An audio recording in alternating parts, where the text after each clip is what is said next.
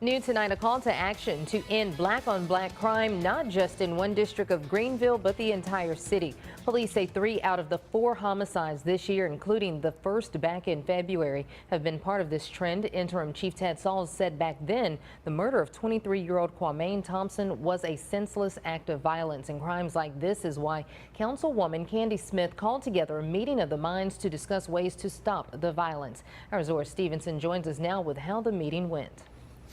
Today's forum is one in a series of 3 events City Council member Candy Smith is holding. Councilwoman Smith said this meeting won't fix the recent trends of black-on-black crime, but she hopes it will start conversations about what she says is a problem.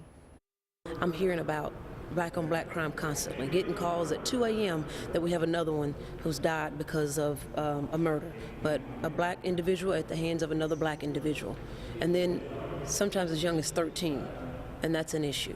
Community members, law enforcement, and elected officials gathered in Greenville to discuss the issue of black-on-black crime. City Council member Candy Smith says the community needs to get back to the "it takes a village" mentality. If someone saw me doing something, I would get in trouble with them, and then I would get in trouble with my mother. These days, it's not the same thing.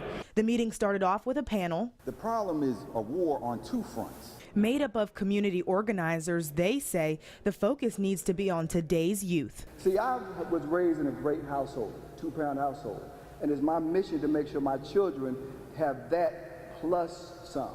But no matter what else I can give them financially, I have to give them that foundation. And we have to make sure that that's what we're giving our children.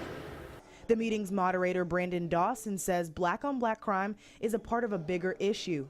I think that once we begin to develop a self-worth within our community, to begin to cultivate that genius and that greatness, we'll start to value ourselves, and then we'll begin to teach other people how to treat us.